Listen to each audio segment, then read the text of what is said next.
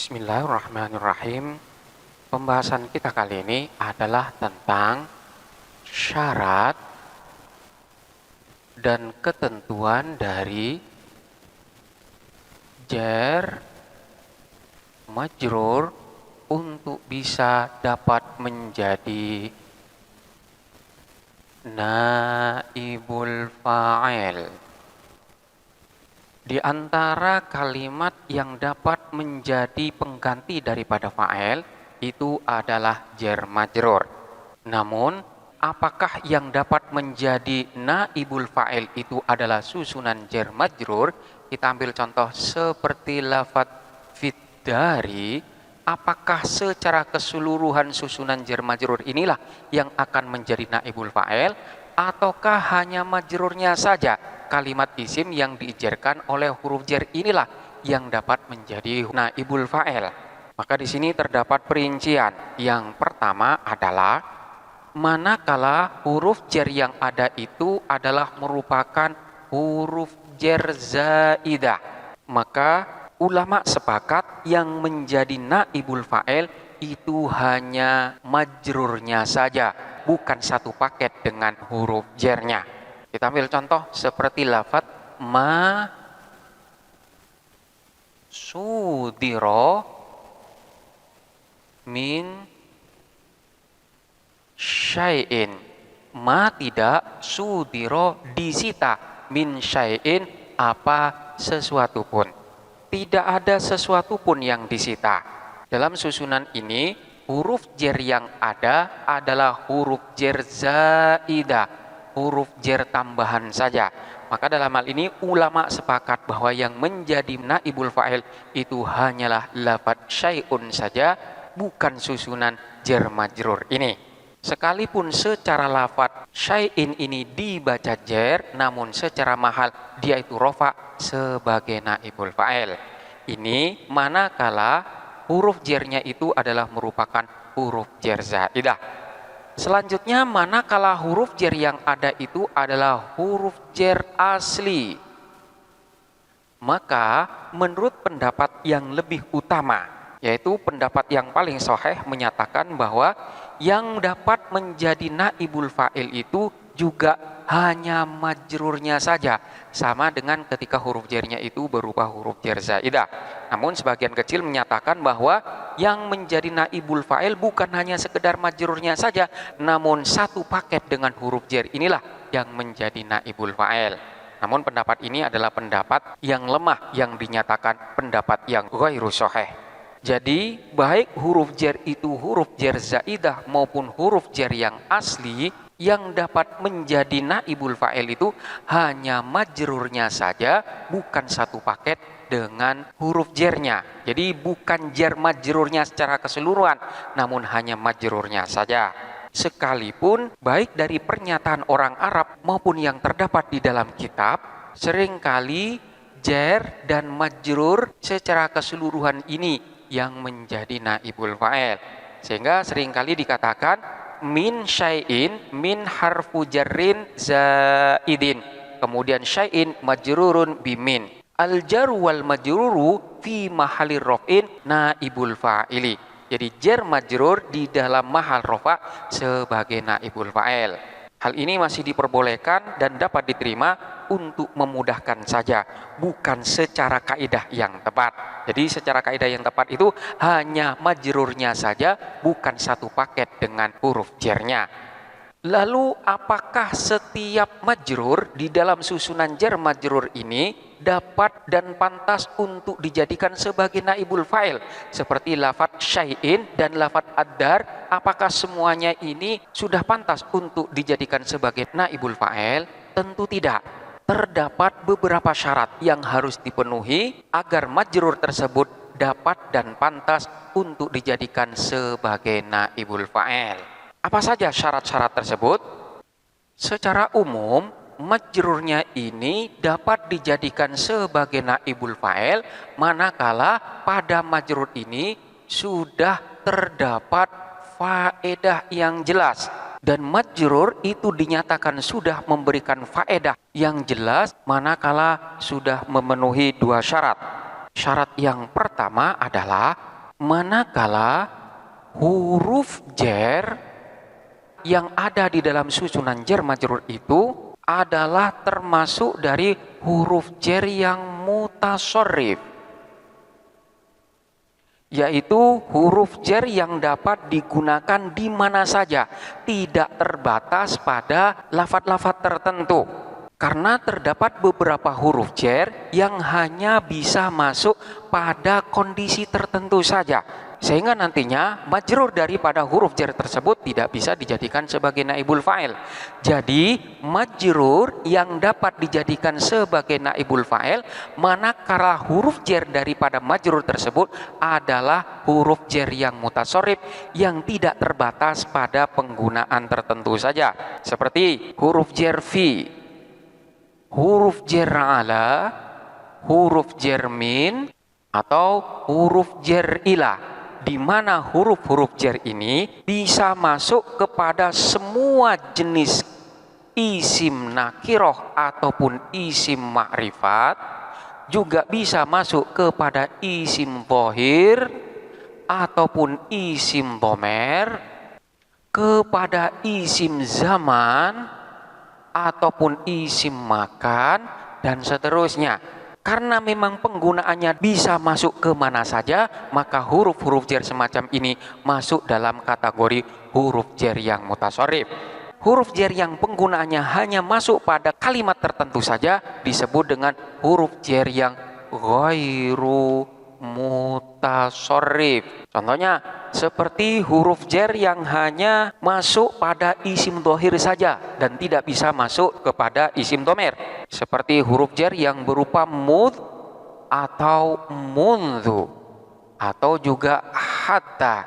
Huruf jer semacam ini masuk dalam kategori huruf jer yang ghairu mutasharrif. Kemudian seperti lafadz rubba. Rubba ini hanya masuk kepada isim nakiroh dan tidak bisa masuk kepada isim ma'rifat. Selanjutnya huruf jer qasam, huruf jer yang digunakan untuk sumpah. Ini hanya bisa masuk pada lafadz-lafadz tertentu saja, seperti huruf jer sumpah yang berupa ta. Ini hanya masuk kepada lafadz Allah saja dan tidak bisa masuk kepada lafadz yang lain selain Allah.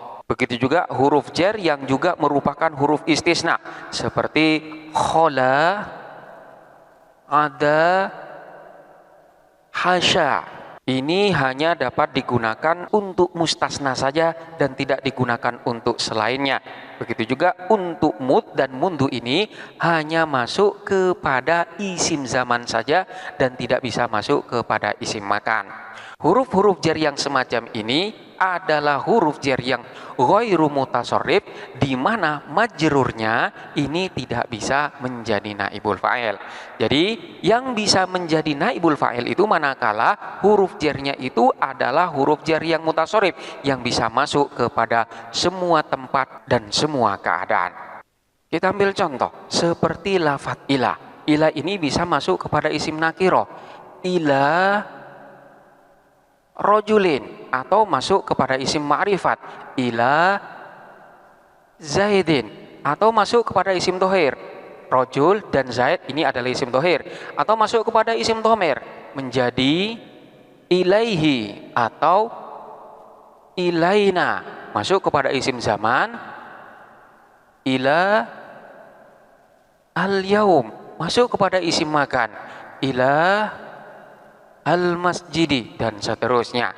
Ala bisa ala rojulin, ala zaidin, alaina, alaihim, kemudian bisa masuk kepada isim zaman, alal waqti, dan juga bisa masuk kepada isim makan, alal masjidi. Begitu juga huruf jer min dan huruf jer yang lainnya. Jadi huruf-huruf jer yang semacam ini sifatnya netral, bisa masuk kepada yang lainnya. Ini adalah syarat yang pertama. Majrur dapat menjadi naibul fa'il manakala huruf jernya berupa huruf jer yang mutasharrif.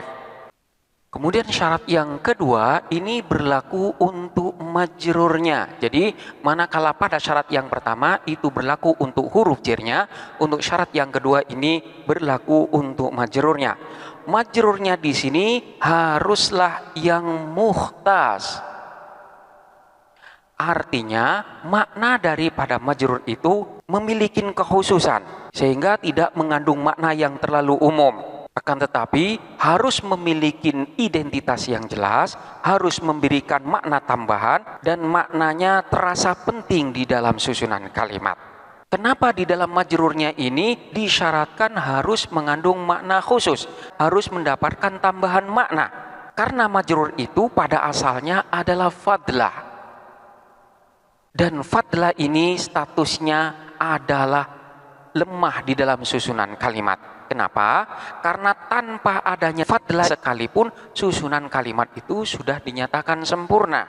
Maka ketika majrurnya ini dinaikkan statusnya menjadi naibul fa'il, maka maknanya harus kuat dan terasa sebagai pusat kejadian. Dan itu tidak dapat tercapai kecuali dengan adanya mukhtas, dengan adanya ikhtisos, kekhususan-kekhususan yang dimiliki pada majrurnya. Kita ambil contoh, seperti ketika kita mengatakan ukhidha min haklin. Ukhidha diambil min haklin dari sebuah ladang. Lafaz haklin yang bermakna ladang ini masih mengandung makna umum. Ladang yang mana? Ladang milik siapa? Ladang yang ada di mana? Sehingga secara makna di dalam susunan lafaz haklin ini adalah sesuatu yang lemah, masih belum jelas maknanya. Dengan demikian untuk menjadi naibul fa'il maknanya harus jelas sehingga dapat difahami apa yang dimaksudkan dengan haklin itu. Dengan adanya tambahan ikhtisos, maka status daripada haklin itu akan menjadi kuat sehingga nanti akan bisa menjadi naibul fa'il. Lalu bagaimana cara untuk membentuk kekhususan daripada majrur yang status awalnya ini adalah lemah? Ada beberapa cara. Di antaranya adalah yang pertama, majrurnya itu diberi sifat atau di sini diberi naat. Dengan keberadaan naat ini, maka makna yang ada pada lafaz majrur itu menjadi kuat dan dapat memiliki faedah. Kita ambil contoh. Ketika kita mengatakan masyaitu fi tariqin. Masyaitu berjalan siapa aku fi tariqin dalam suatu jalan. Ini adalah susunan yang normal. Selanjutnya, susunan semacam ini kita jadikan sebagai susunan yang di sana terdapat naibul fa'il, yaitu dengan cara fa'ilnya ini dibuang dan bentuk fi'ilnya dirubah kepada bentuk fi'il mabni majhul sehingga menjadi musya fi tariqin. Musya dijalani, fi tariqin apa? Di jalanan. Makna yang terkandung di dalam susunan ini, terutama makna yang terdapat pada lafaz tariqin, ini masih belum jelas karena lafaz tariqin sendiri masih mengandung makna umum. Jalan yang mana? Jalan yang sebelah mana? Kemudian jalan apa? Ini masih umum. Sehingga lafaz tariqin sendiri tidak bisa menjadi naibul fa'il. Oleh karena itu haruslah diperkuat, salah satunya dengan memberinya sifat. Katakanlah di sini kita beri sifat dengan tawilin. Musya fi tariqin tawilin. Musya dijalani fi tariqin tawilin apa di jalan tawilin yang panjang. Jalan yang panjang itu dijalani. Siapa yang menjalani ini tidak disebutkan. Maka status daripada tolikin ini sudah menjadi kuat dengan adanya lafaz tawil karena sudah memiliki kejelasan makna jalan yang bagaimanakah yang dijalanin tersebut. Contoh yang lain seperti ketika kita mengatakan i'takaftu fi masjidin. I'takaftu beriktikaf siapa aku fi masjidin di masjid. Selanjutnya kita rubah menjadi susunan fi'il mabni majhul dengan cara fa'ilnya ini dibuang sehingga menjadi u'tukifa fi masjidin. uktukifa diiktikafi fi masjidin, apa di dalam masjid. Lafadz masjid di sini mengandung makna yang masih umum, sehingga statusnya dinyatakan lemah karena memang masih belum memiliki kejelasan, belum terdapat faedah di sana. Masjid yang mana? Masjid yang bagaimana? Masjid yang seperti apa yang diiktikafi itu? Oleh karena itu harus jelas status daripada naibul fa'ilnya. Salah satunya adalah dengan cara diberi naat dengan kalimat yang lain, sehingga nantinya akan menjadi uktukifa fi masjidin jami'in. Uktukifa diiktikafi fi masjidin, di masjid jami'in yang jami'.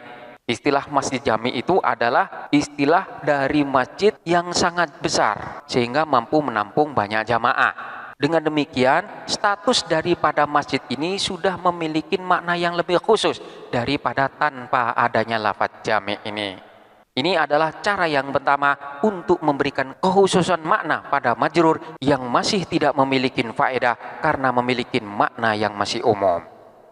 Kemudian cara yang kedua adalah dengan membentuknya sebagai susunan idhofah. Artinya majrur tersebut disandarkan kepada kalimat isim yang lain yang masih memiliki keterikatan makna dengan majrurnya. Contohnya seperti tadi ketika kita mengatakan musya fi tariqin. Musya dijalani, fi tariqin apa di jalanan. Lafadz tariq ini masih belum memberikan faedah karena maknanya masih umum. Kemudian kita bisa memberikan kekhususan makna terhadap lafadz tariq ini dengan cara disandarkan kepada mudhof ilaih, disandarkan kepada kalimat isim yang lain.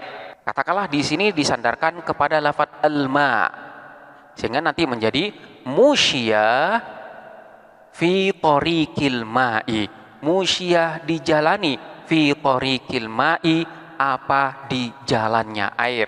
Jadi jalannya air itu dijalani. Siapa yang menjalani tidak disebutkan. Atau contoh yang lain seperti lafadz katabtu ala maktabin. Katabtu menulis siapa aku, ala maktabin di atas bangku. Kemudian susunan ini dijadikan sebagai susunan naibul fa'il dengan cara fa'ilnya ini dibuang, kemudian fi'ilnya dirubah kepada bentuk mabni majhul sehingga menjadi kutiba ala maktabin. Kutiba ditulis ala maktabin, apa di atas bangku.